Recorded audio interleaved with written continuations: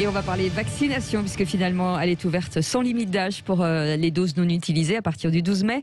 On revient sur les conséquences dans les cabinets des médecins. Jacques Battistoni est avec nous, président du syndicat des médecins généralistes, MG France. Bonjour. Oui, bonjour Jacques Battistoni. Bonjour. Qu'est-ce que ça va changer pour les médecins généralistes qui vaccinent donc en cabinet? On parlera des vaccinodromes après, mais dans les cabinets. Les annonces du président de la République, là, elles ne vont rien changer du tout. Non. Non.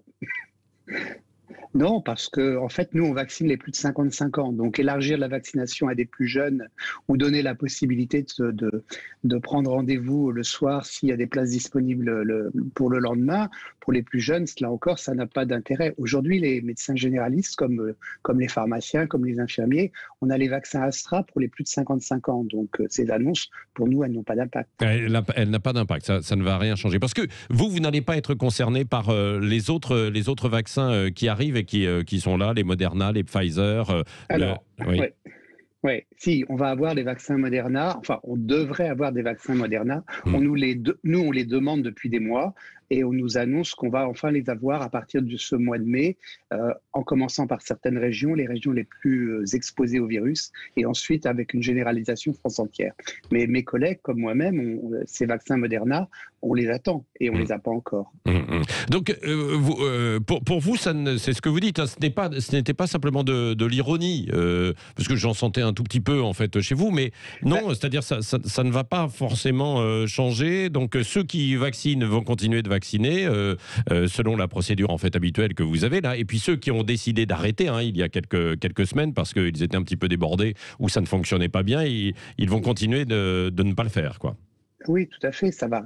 Il y a un peu d'ironie parce qu'effectivement, tous nos patients vont nous interroger en nous disant alors ça va pouvoir changer, et en pratique, on va devoir leur répondre non, pour nous, ça ne change rien parce que les vaccins, pour l'instant, ça reste des vaccins pour les plus âgés. Or, les plus âgés, ils ont déjà droit à la vaccination depuis plusieurs semaines. Oui. Donc, il n'y a pas de véritable changement. Oui, enfin, sauf que, attendez, pardon, mais c'était les plus âgés, c'était les plus de 55 ans. Là, ça va passer quand même à 50 ans. Donc, c'est une nouvelle tranche d'âge, quoi. Oui, c'est une nouvelle tranche d'âge, mais vous savez sans doute que le vaccin Astra n'a pas une très très bonne presse dans la population, et donc c'est relativement difficile de prescrire du vaccin Astra, alors que les gens disent « Ah ben non, finalement, moi je préfère avoir un vaccin ARN, et donc je vais aller dans un centre de vaccination. » Oui, et ça continue, cette mauvaise presse pour AstraZeneca, ou alors est-ce que, non, ça s'est un petit peu tassé et calmé?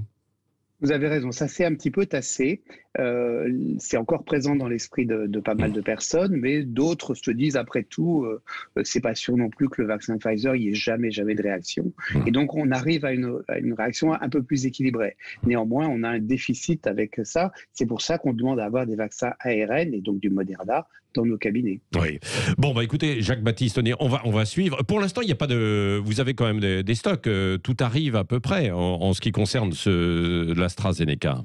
Oui, alors les médecins sont un peu découragés. Vous avez fait part de ceux qui avaient envie, qui avaient arrêté. Ah mais non, mais il y en a qui ont arrêté, c'est vrai. Mais oui, ils ont arrêté parce que certains ont eu vraiment des approvisionnements très irréguliers. Ouais. Parfois, ils ont commandé des vaccins, ils n'en ont pas eu pendant 1, 2, 3, voire même 3 semaines, avec des rendez-vous qu'ils ne pouvaient pas honorer. Donc, c'est relativement décourageant. Oui, et puis en plus de ça, ils passaient leur temps aussi, parfois, quand il y avait des annulations, à téléphoner à des patients, quoi, pour leur dire, venez. Tout à fait. On a eu un petit peu de déprogrammation environ. Moi, j'ai repéré cette semaine 3 patients sur 10. Alors ça, on a relativement réussi à gérer en reprenant d'autres patients qui étaient on avait des listes d'attente. En fait. Un dernier mot. Est-ce que vous êtes favorable au pass sanitaire ? Le pass sanitaire, il va s'imposer à nous pour pouvoir faire un certain nombre de choses, notamment voyager à l'étranger. Tous les gens qui savent qu'ils vont vouloir prendre l'avion, ils savent qu'ils ont besoin d'un pass sanitaire. Ça crée des inégalités dans la population. La première inégalité, c'est de ne pas avoir accès au vaccin. Donc, imposer un pass sanitaire tant que chacun n'a pas eu la possibilité de se faire vacciner, à mon avis, c'est pas acceptable. Ouais. Merci beaucoup, Jacques Battistoni, donc président du syndicat de médecins généralistes MG France, d'avoir été avec nous en direct ce matin sur Sud Radio.